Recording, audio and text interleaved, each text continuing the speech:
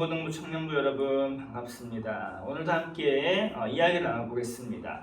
자, 오늘의 주제는 신앙생활을 잘하는 비결에 대해서 이야기를 나눠보는데, 자, 먼저 성경에서 말하는 신앙생활을 잘하는 방법 무엇이냐? 바로 하나님과 동행하는 것, 이것을 가지고 이제 성경에서 말하기를 제일 잘 사는 방법이다라고 할 수가 있는데, 언제나 하나님 말씀에 순종할 것을 요구하고 있습니다. 그리고 언제나 하나님과 동행할 것도 요구를 하고 있는데, 그렇다면 이것을 우리의 생활 속에서 적용을 해보자면은, 우리가 신앙생활을 잘하기 위해서는 언제나 어떻게 해야 되죠? 하나님과 동행해야 된다, 이렇게 볼 수가 있습니다. 자, 그런데 말입니다. 말이야 쉽지 참 어려운 일이죠. 자, 지금 현재 우리의 신앙의 중심이 어디 있냐라고 말한다면 아마도 주일이 될 것이에요.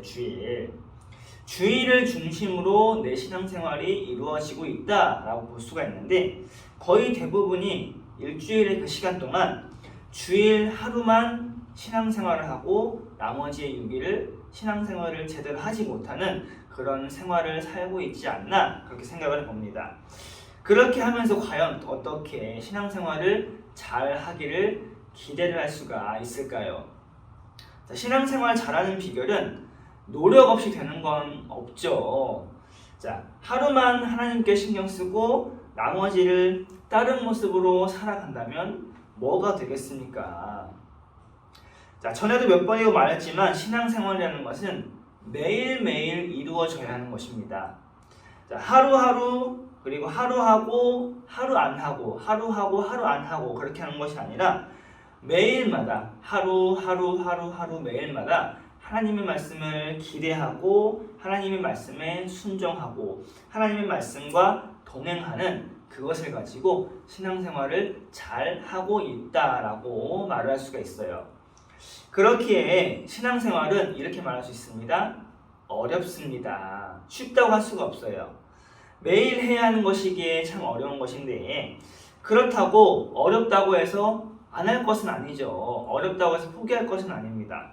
우리에게는 분명한 구원과 하나님 나라에 대한 목표와 목적이 있기에 우리는 그것을 가지고 그 날을 꿈꾸며 매일이라는 그 시간을 하나님과 동행하는 신앙생활을 해야 한다라고 말할 수 있겠죠. 저는 여러분들이 신앙생활을 잘 하기를 바라요. 잘 하기를 바라는 마음으로 이렇게 여러분들에게 이야기를 나누는 것인데, 그렇게 작은 부분이지만 이것들 모두가 여러분들의 실천에 달렸다라고 할 수 있습니다. 그냥 이 영상을 보는 것으로 끝나는 것이 아니라 이것을 어떻게 실천하며 살아가야 될지를 여러분들이 찾아내야 되는 것이죠. 그렇기에 매일마다 하나님과 동행하며 하나님의 축복을 누리는 여러분들이 되기를 주님의 이름으로 소망합니다. 아멘. 감사합니다.